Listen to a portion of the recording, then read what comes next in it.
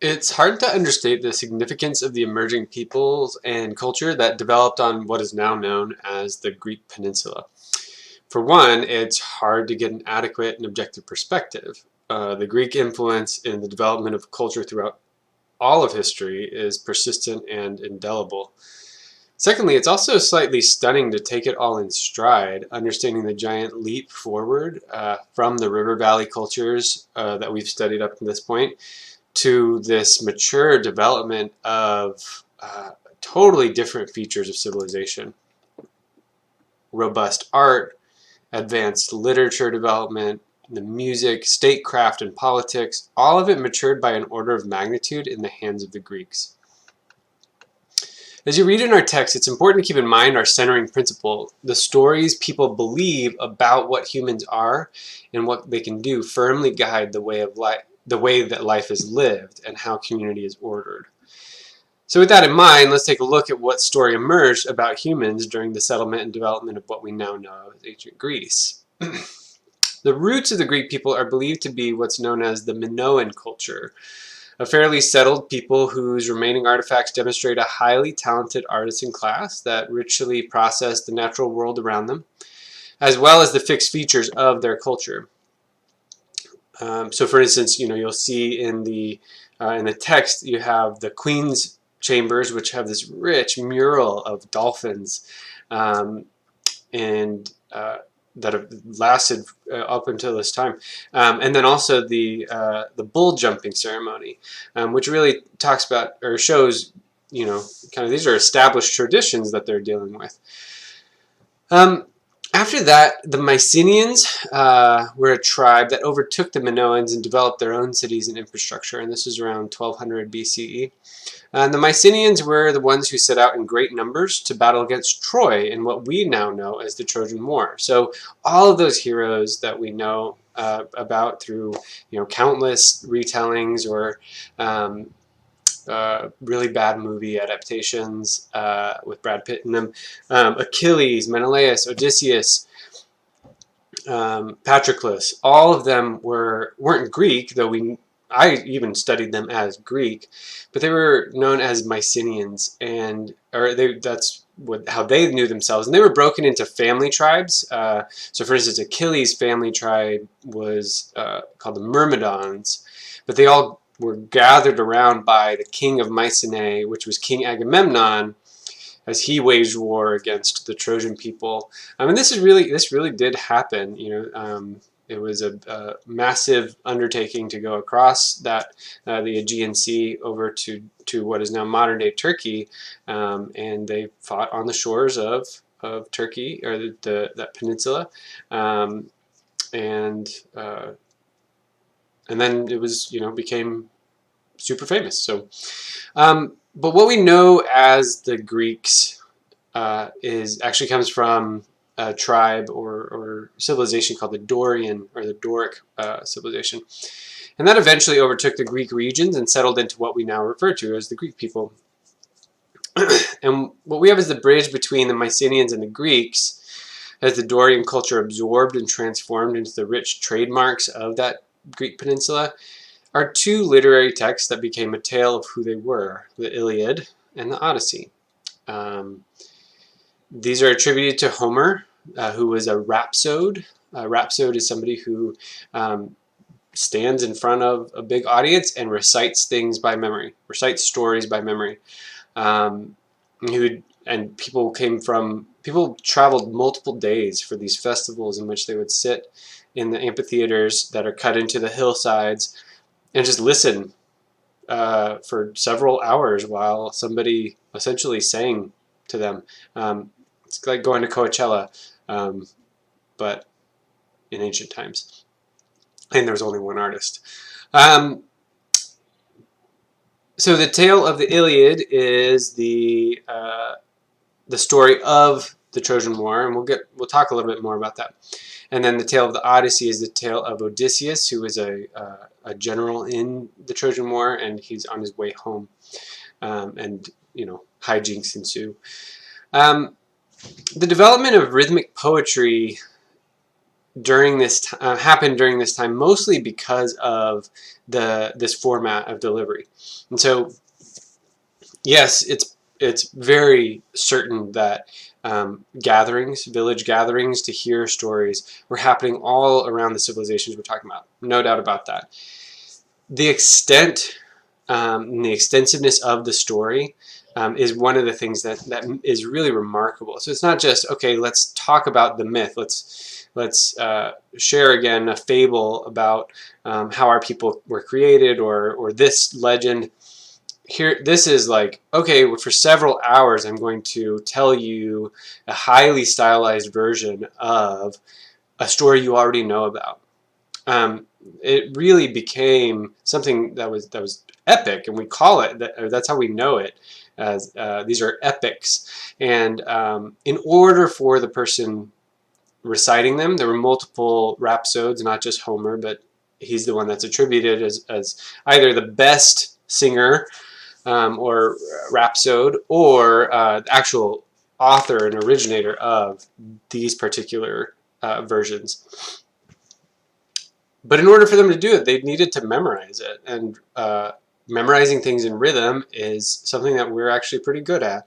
Whereas if I just asked you, or if I was to try to memorize this thing that I'm telling to you right now, this script, it would take me weeks if I even got that far. So now I'm reading what I wrote. But he, in order to, recite hundreds of lines, he would have to remember them, and in order to remember them, they actually developed a specific pattern of rhythm in order to do that, and it was called epic meter. Now that's what we know it as. So the legend of the battle at Troy, which is the Iliad, and then the journey of one of its heroes back to his home, the Odyssey, those were passed down and changed for hundreds of years, but found their more or less official form in Homer's telling. And his version gave what the text says is literary authority to their common heritage. Having a story that was a nationalist story, that was said, this is who we are, this is how we behave, and here are our victories, and also here are our tragedies as well, became a really uniting factor that people could rally around as they developed into the Greek people. And the Iliad and the Odyssey are read and studied even today. People are still translating it to bring new insight and understanding to its expansive narrative and poetic wisdom. And so what emerged from, and this isn't, he didn't create it, but what we found, or what kind of came up to the top in these retellings and in these, when they got written down, was the theology of the Greek people. An extensive community of divinities with different specialties, personalities, domains, half-gods and spirits that animated or personified nature, and then tales upon tales of how they interacted with humans. And what I think is really interesting here, when I think about Greek culture, is that it doesn't have a unified sacred text. There's no divine revelation. It really is just a lot of stories. And really what ends up happening is that the Greek deities are the Greek people. They're legends of humans spun into divine tales. The gods, as it were made in the image of man instead of the other way around, which tells you what the Greeks thought of humans and persons. There were hardly any moral purpose to the tales. It wasn't like, well, if you do this, then you get turned into a tree. Even though people did get turned into a tree in these stories, it wasn't like there was no didactic nature to them. There really were almost pure imagination. And granted, there were places to go and worship the gods, offer sacrifices. But even then, there wasn't a very unified idea of why, or that there really was a cause and effect to the worship of the gods. It really was more an imaginative practice. So instead, the story of humanity was written into the tales of creation, destruction, epic courageous acts, and disastrous acts of cowardice. And all that became the template for a full range of human action, behavior, and thought. And I'm going to stop here, right at the edge of the history in which Greece really consolidated into an idea and a unified culture. And actually, instead of one thing, they were multiple city-states, independent communities, but they were so unified in thought or in purpose that they could call themselves the Hellenic people. Hellas was their name for themselves. It would be almost as if cities as diverse as Houston and Mexico City and Toronto said, yeah, but we're alike enough that we can be part of one community. But it's important to start to collect what were the thoughts about humans that prevailed here. And so here's, if you're going to take notes, this is where you start. We've already mentioned this, but it really gained a new layer of importance. Humans rely on story and representation. So there's the idea that emerges differently in Greece than in other cultures, in which stories that are known because of tradition and heritage are brought to life with bigger and broader strokes. The Iliad is a tale of only a part of the Trojan War. Everybody knew the story of the Trojan War. They knew the story about Paris and the golden apple and the gods, and about Helen and everything like that. But that's not what the Iliad is about. The Iliad just focuses on Achilles' moment in the final months of the 10-year siege. So the small moments are writ large, and that becomes a focusing event unlike really anything else. With the Epic of Gilgamesh, for instance, it has a beginning, a middle, and an end in terms of this is where he started his journey, then this is what he had to accomplish, and then here's how he happily ever after. And that's really not how the Iliad is told at all. And the same thing with the Odyssey, though there is more of a happy ending there. Drama emerges. So instead of just telling the stories, somebody in the Greek imaginative spirit said, I bet we can act this out. And that was something wholly new as well. Another thing that the beliefs about humans. Humans are historians. So telling stories and telling history are very different things, but they're directly linked to each other and they're closely related. The Greek writer Herodotus is actually believed to be the first historian. He didn't observe things and write them in person, like a natural historian perhaps. He went to go find out, and he used sources to stitch together the account of the Great Persian War. He went to go say, hey, you were there, tell me about this.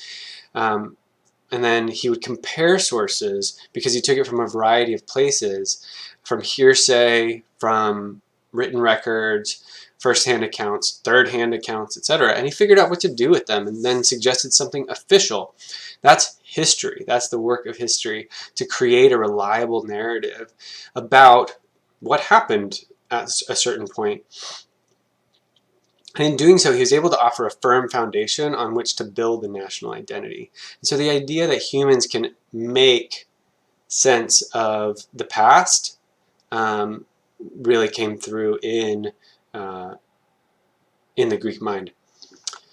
Another thing that they thought, all humans, with an asterisk, we'll talk about this in a second, are capable of ruling fairly and equitably. It's shocking to think that the idea of democracy can be so ancient. So instead of a privileged class based on wealth and status, there were minimum citizenship requirements to participate in lawmaking, and everybody that met those criteria could participate, as long as you were a man.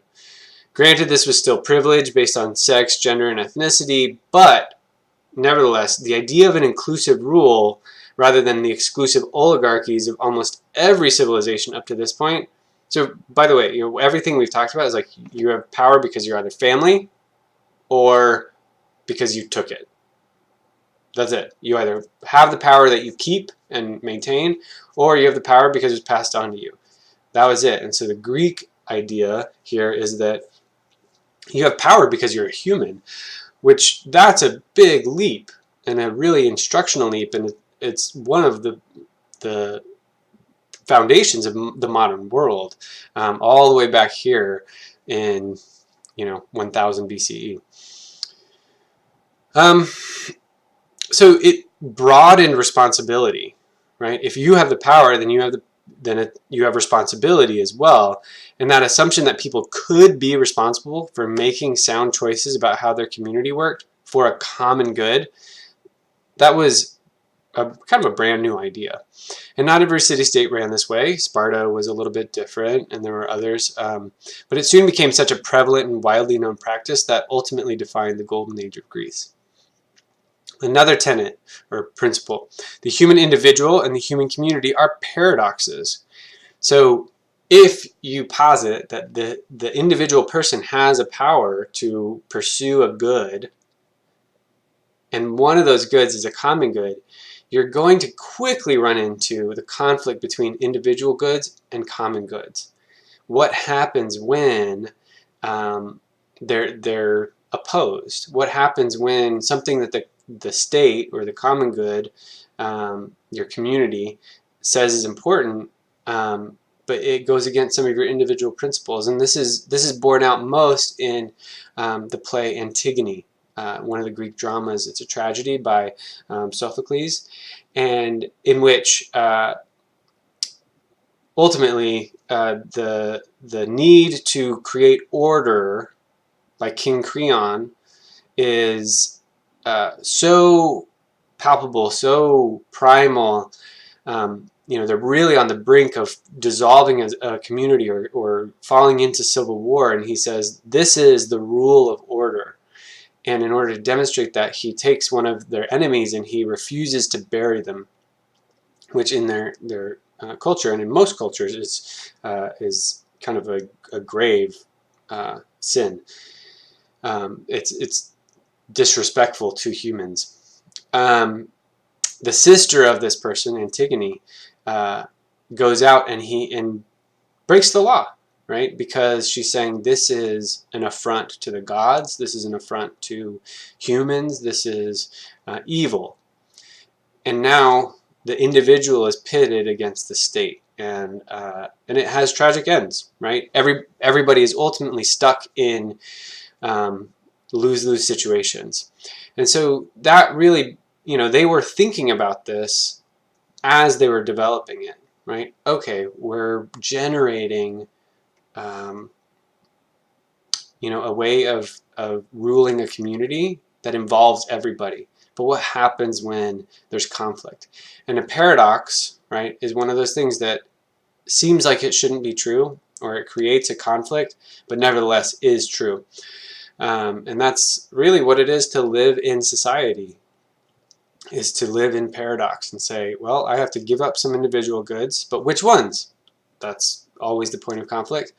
And we have to set what those common goods are, and that's where you're holding everything in an equal tension. Another one: humans can choose to do, and they can choose to be good. So this is going beyond the fatalism of other societies, right, in caste systems or social orders. This is saying that there are Greek philosophers who are positing that the life worth living is a life of virtue.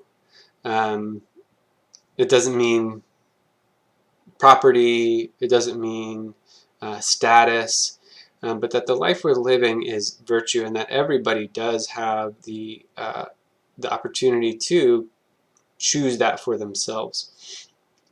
And so there's just volumes of philosophical works that come out at this time that are systematic. They build on each other, and there's a tradition there, a teaching tradition. Socrates teaching Plato, Plato teaching Aristotle, and on.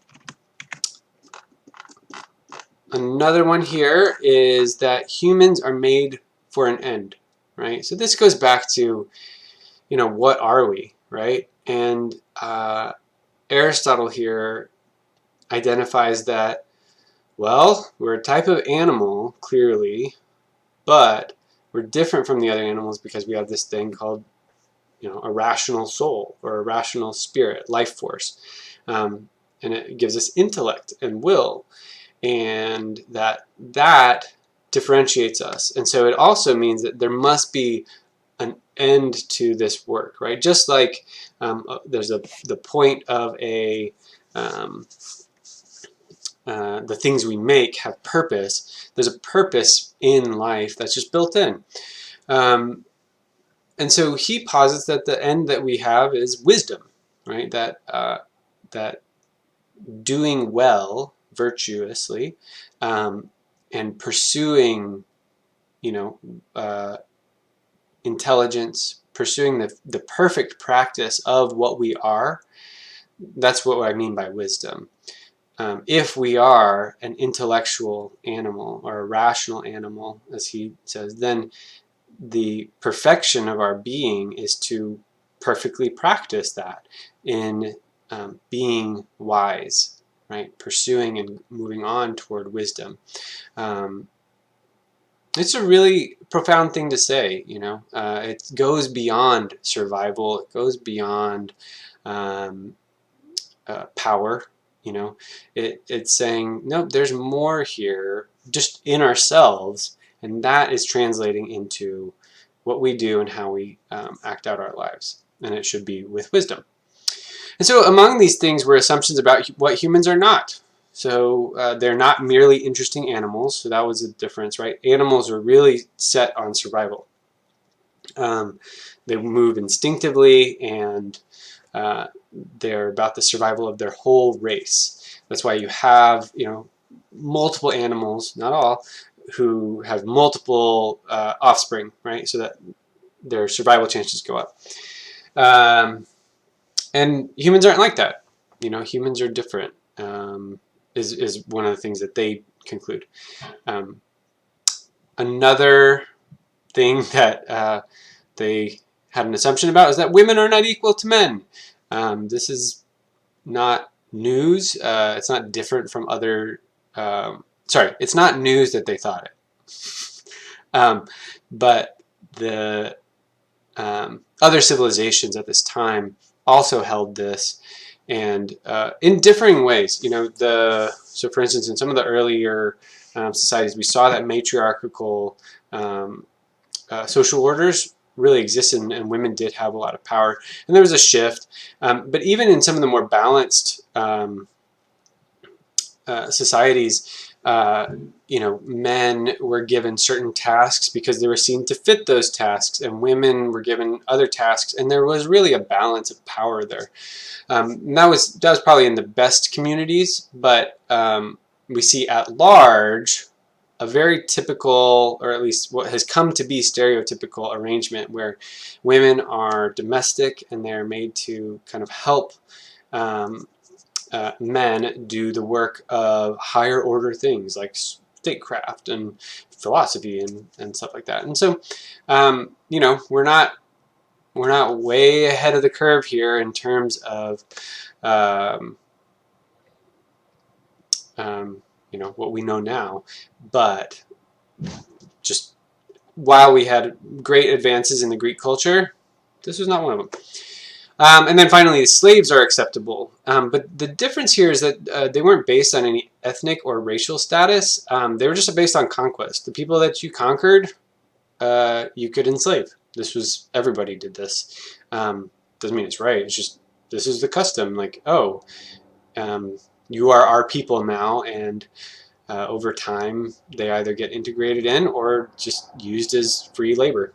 Kind of disturbing. So in every situation in the development of civilizations, you've got your chicken-egg situation. Did the Greeks believe that humans could rule by popular vote because of their beliefs about human choice and virtue? Or did they develop those beliefs about human choice and virtue by watching people live their lives with power? Did theories about statecraft precede the practical experiment based on other beliefs and observations? Or did somebody say, well, we actually just think that this would be fair, and then let's just figure that out afterward, right? And you came up with the theories. What we can do more of with the Greeks than with any other culture around this time period is trace the continuation of thought. Herodotus' histories gave us a sequenced chain of related events. And the work of Aristotle built on and developed Plato, whose own thought was developed from Socrates, who was responding to the popular philosophers who theorized before him. And all of this is known and recorded. And maybe that's why there's such a strength of influence, not just that the ideas hold true over time, but that the Greeks were able to show how growth, maturity, and change can be done well in a community. At least up to a point in which they can't anymore, and they start fighting among each other and tear their civilization apart. But that we'll talk about the next time.